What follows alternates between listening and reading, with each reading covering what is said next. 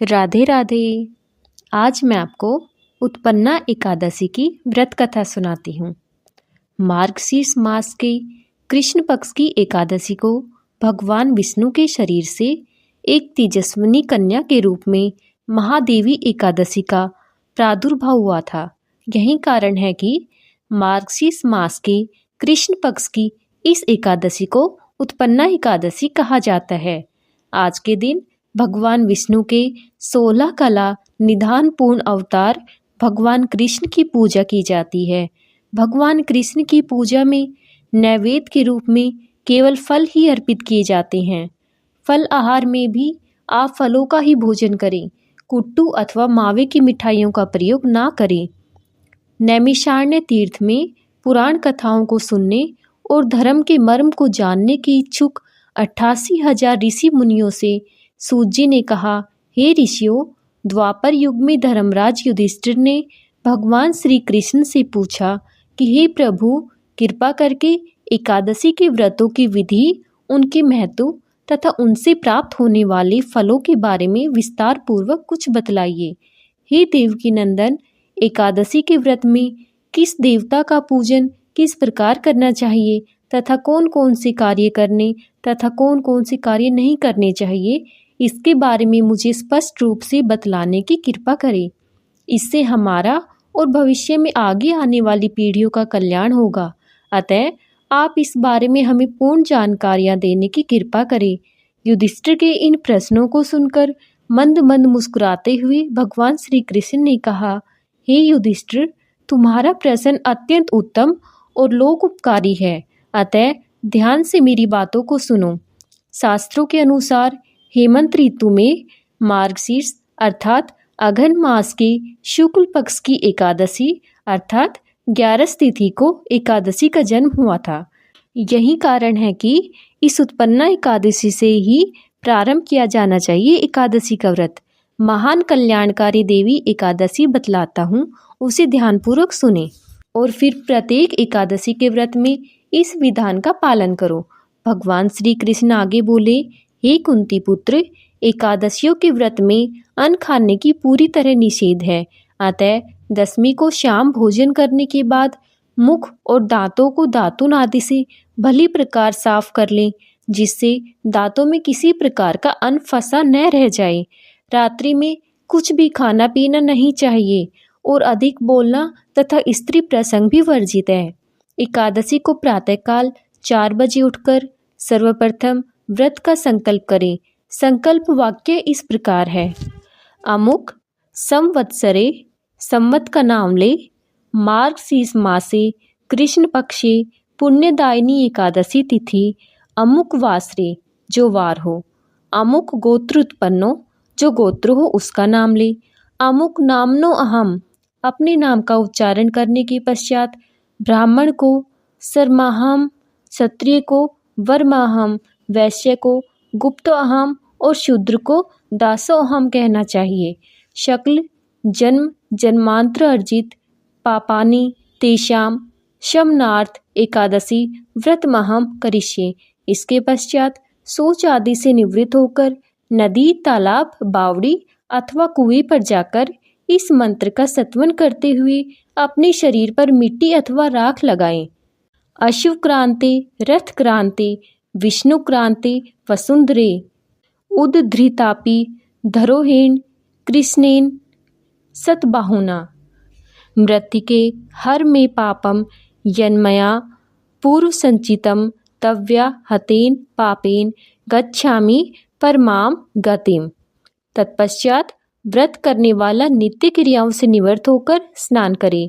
यह एकादशी का पवित्र व्रत चोर, पाखंडी, परनारीगामी, निंदक, मिथ्याभाषी और किसी भी पाप करने वाले पुरुष व स्त्री को नहीं करना चाहिए। नहीं एकादशी व्रत करने वालों को ऊपर बताए दुर्गुणों वाले व्यक्तियों से बात करनी चाहिए।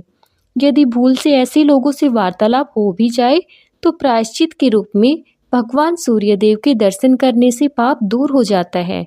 स्नान उपरांत धूप, दीप, नैवेद्य आदि 16 वस्तुओं से श्री विष्णु भगवान का पूजन करें और रात्रि को दीपदान करें। यह श्रेष्ठ कर्म सच्ची हृदय से भक्ति तथा श्रद्धा से युक्त होकर करना चाहिए। रात्रि में सोना तथा स्त्री प्रसंग करना वर्जित है। एकादशी की समस्त रात्रि भजन, कीर्तन, मनन, सत्संग आदि करना चाहिए। पहले कभी जाने या अनजाने में जो पाप हुए हैं उनके लिए प्रभु से क्षमा प्रार्थना करनी चाहिए। गुणी और धर्मात्मा स्त्री पुरुषों को चाहिए कि कृष्ण पक्ष तथा शुक्ल पक्ष दोनों ही पक्षों की एकादशियों को समान समझे। एकादशी व्रत करने वाले भाग्यशाली पुरुष व स्त्री मनचाहा फल प्राप्त करते हैं। शंखुद्धार तीर्थ में स्नान करने के पश्चात श्री भगवान विष्णु के दर्शन करने से जो फल प्राप्त होता है वह एकादशी व्रत के 16वें भाग के भी समान नहीं है, ऐसा शास्त्रों का मत है। व्यतिपात के दिन दान करने से लाख और संक्रांति में दान करने के पुण्य से 4 लाख गुना पुण्य फल एकादशी व्रत से प्राप्त होता है। सूर्य चंद्र ग्रहण में कुरुक्षेत्र में स्नान करने से जो फल प्राप्त होता है वही फल एकादशी के व्रत से प्राप्त होता है। आश्वमेघ यज्ञ करने 1000 तपस्वियों को 60 वर्ष तक भोजन कराने तथा पंडितों और ब्रह्मचारियों को भोजन कराने से भी 1000 गुना पुण्य कन्यादान और भूमिदान करने से होता है। उससे 100 गुना पुण्य विद्या दान करने से प्राप्त होता है और विद्या दान से 100 गुना पुण्य भूखों को भोजन कराने से प्राप्त होता है। अन्न दान से ही देवता और पितृ दोनों ही तृप्त होते हैं, पर एकादशी के व्रत का पुण्य होता है। एकादशी के व्रत का प्रभाव देवताओं को भी दुर्लभ है। रात्रि को जो प्राणी भोजन करते हैं उन्हें एकादशी व्रत का आधा फल प्राप्त होता है तथा दिन में एक बार भोजन करने वाले को उसका भी आधा फल प्राप्त होता है, परंतु निर्जल व्रत रखने वालों को जो पुण्य फल प्राप्त होता है उसका वर्णन करने में देवता भी असमर्थ है। भगवान श्री कृष्ण के मुख से यह सब बातें सुनकर धर्मराज युधिष्ठिर हाथ जोड़कर बोले, हे भगवान, आप हजारों यज्ञ तथा लाख गौ दान से भी एकादशी के व्रत का महात्म्य बड़ा बताते हैं। सो प्रभु, अब यह भी बताने की कृपा कीजिए कि यह तिथि सब तिथियों से उत्तम क्यों मानी जाती है। इसको जानने की मेरी बड़ी अभिलाषा है। युधिष्ठिर की बात सुनकर भगवान श्री कृष्ण बोले, हे युधिष्ठिर, सत्ययुग में मूर नामक एक भयंकर दैत्य था। वह बड़ा बलशाली और भयानक था।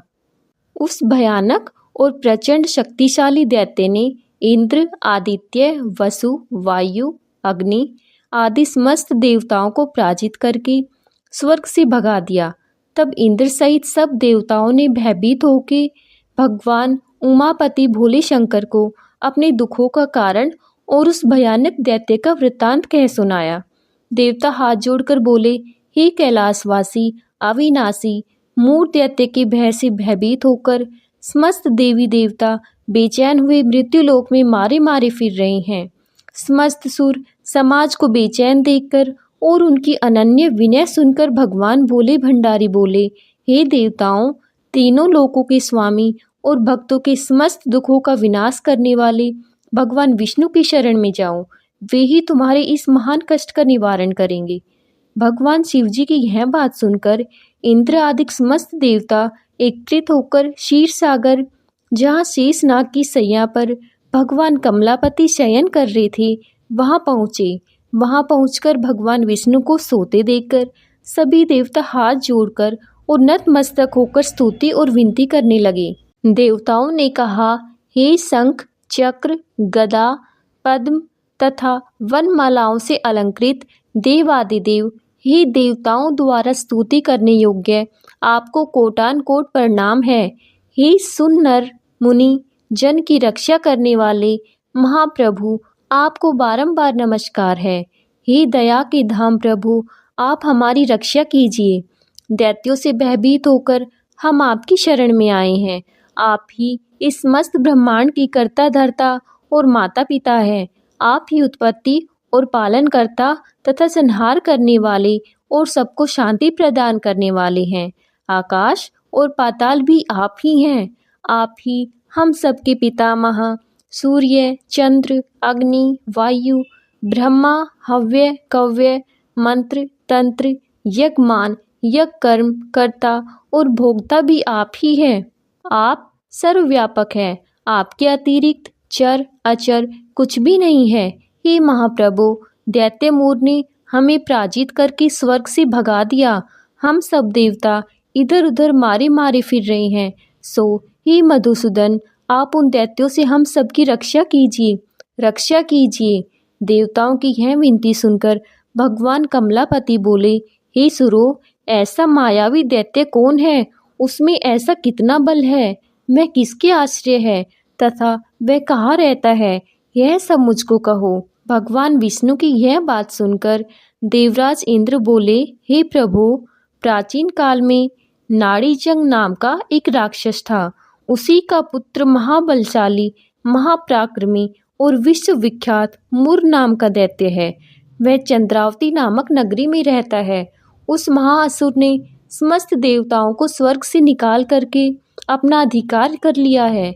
वह स्वयं इंद्र, अग्नि, वरुण, कुबेर, यम, वायु, ईश, चंद्रमा, नैत्रित्य आदि सबके स्थान पर अपना आधिपत्य जमाकर और स्वयं सूर्य बनकर प्रकाश करता है। हे असुर निकंदन, उस दैत्य का संहार करके हम सब देवताओं की रक्षा कीजिए। हम सब आपकी शरण में हैं। इंद्र के ये वचन सुनकर भगवान कमलापति बोले, हे देवताओं, तुम ना घबराओ, मैं शीघ्र ही तुम्हारे शत्रु का संहार करूंगा। तुम सब अब चंद्रावती नगर को चलो। समस्त देवताओं सहित भगवान विष्णु भी चंद्रावती नगरी को चले गए। उस समय दैत्यराज मुर दैत्य सेना सहित युद्ध भूमि में बड़े अभिमान से गरज रहा था।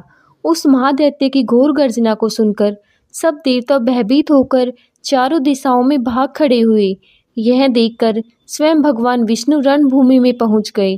भगवान कमलापति को रणभूमि में देखकर दैत्य दल ने नाना प्रकार के अस्त्र शस्त्रों से भगवान विष्णु पर प्रहार किया। भगवान ने यह देखकर अपने तीखे बाण छोड़े, जो नागों की तरह से लहराते हुए जाकर दैत्यों के अंगों को भींगने लगे। सभी दैत्य उनके हाथों से मारे गए। केवल दैत्यराज मुर ही जीवित बचा था। दैत्यराज मुर अविचल भाव से भगवान के साथ युद्ध करता रहा। यह देख सुर समाज अत्यंत बेचैन होने लगा। भगवान जो भी तीक्ष्ण बाण उसके शरीर में मारते, वह उसके अंगों में पुष्पों के समान लगते थे। शस्त्रों से उस महादैत्य का शरीर छीन छीन हो गया, परंतु वह फिर भी युद्ध करता रहा। इसके बाद भगवान और दैत्य का मल्ल युद्ध होने लगा। इस प्रकार 10,000 वर्ष तक दोनों का युद्ध हुआ, परंतु वह महाबली दैत्य फिर भी पराजित नहीं हुआ। तब भगवान उस मुर दैत्य से लड़ते लड़ते थक करके बद्री का आश्रम को चले गए। वहां पर हेमवती नाम की एक सुंदर गुफा थी। विष्णु भगवान उस गुफा में विश्राम करने लगे। वह गुफा 12 योजन लंबी थी और उसका एक ही द्वार था। दैत्यराज मुर भी भगवान का पीछा करते हुए उस गुफा में पहुंच गया। वह दैत्य भगवान विष्णु को सोया देखकर उन्हें मारने के लिए उद्यत हुआ। मैं अभी मारने का प्रयत्न कर ही रहा था कि उसी क्षण विष्णु भगवान के शरीर से एक अति तेजस्वी तथा अत्यंत प्रभावशाली कन्या अस्त्र शस्त्र धारण किए हुए उत्पन्न हुई। उस कन्या के बल पराक्रम को देखकर आश्चर्यान्वित हुआ मुर उसके साथ युद्ध करने लगा। उस कन्या के युद्ध कौशल, पराक्रम तथा वीरता को देखकर दैत्य ने विचार किया कि इस कन्या को इतना भयानक युद्ध करना किसने सिखाया? यह तो बड़ा भयंकर युद्ध करती है। वह अभी विचार कर ही रहा था कि उस प्रभावशाली देवी ने एक ऐसा बाण मारा कि दैत्यराज का रथ टूटकर चूर चूर हो गया। देवी ने उसके अस्त्र शस्त्रों को काटकर टुकड़ी टुकड़ी कर दिया। अब वह भयानक दैत्यराज मुर मल्ल युद्ध करने लगा, परंतु देवी ने धक्का मारकर उसे मूर्छित कर दिया। जब वह दैत्य मूर्छा से जागा तो उस कन्या ने उसका सिर काट डाला। इस प्रकार वह दैत्य तो पृथ्वी पर गिरकर मृत्यु को प्राप्त हुआ और बाकी दैत्य भयभीत होकर पाताल लोक को भाग गए। जब भगवान विष्णु की निंद्रा टूटी तो उन्होंने मूर दैत्य के कटे हुए सिर तथा दोनों हाथ जोड़कर खड़ी हुई एक कन्या को देखा। भगवान उस कन्या से पूछने लगे, हे देवी, जिस दैत्य की भय से इंद्र आदि सब देवता भयभीत होकर स्वर्ग को छोड़कर भाग गए थे, उसको किसने मारा है? वह कन्या कहने लगी, भगवान, जब आप निद्रा में थे तब वह दैत्य आपको मारने के लिए उद्यत हुआ था। उस समय आपके शरीर से उत्पन्न होकर मैंने इस दैत्य का वध किया है। यह सुनकर भगवान बोले, हे देवी, तुमने इस दैत्य को मारकर देवताओं का महान उपकार किया है, अतः तुम इच्छा अनुसार वर मांगो। तब वह देवी बोली, भगवान, यदि आप मुझको वरदान देना चाहते हैं तो यह दीजिए कि जो मेरा व्रत करे उसके सब पाप नष्ट हो जाएं और वह अंत में मोक्ष को प्राप्त हो। रात्रि को भजन करने वालों को आधा फल और जो एक बार भोजन करे उसको भी आधा फल प्राप्त हो। जो मनुष्य भक्ति पूर्वक मेरे व्रत को करे वह निश्चय ही आपके लोक को प्राप्त हो। जो कोई मेरे व्रत में एक बार भी भोजन ना करे उसको धर्म, धन और मुक्ति प्राप्त हो। भगवान ने कहा, हे कल्याणी, ऐसा ही होगा। मेरे और तुम्हारे भक्त एक ही होंगे और वे जीवन में सभी सुखों को प्राप्त करेंगे तथा अंत में मेरे लोक को प्राप्त होंगे। क्योंकि तू एकादशी को उत्पन्न हुई, अतः तेरा नाम एकादशी होगा। तुम मुझको सब तिथियों से प्रिय हो, इस कारण तुम्हारे व्रत का फल सभी तीर्थों से अधिक फलदायी होगा। भगवान के ऐसे उत्तम वचनों को सुनकर वह देवी अत्यंत प्रसन्न हुई। भगवान कृष्ण ने कहा, हे युधिष्ठिर, सब व्रतों में एकादशी व्रत का फल सर्वश्रेष्ठ है। एकादशी व्रत करने वालों को मैं मोक्ष पद देता हूँ, उसके शत्रुओं का नाश एवं समस्त विघ्नों को नष्ट करता हूँ। यह मैंने एकादशी की उत्पत्ति का सब वृत्तांत बतलाया है। एकादशी पापों को नष्ट करने वाली तथा सिद्धि देने वाली है।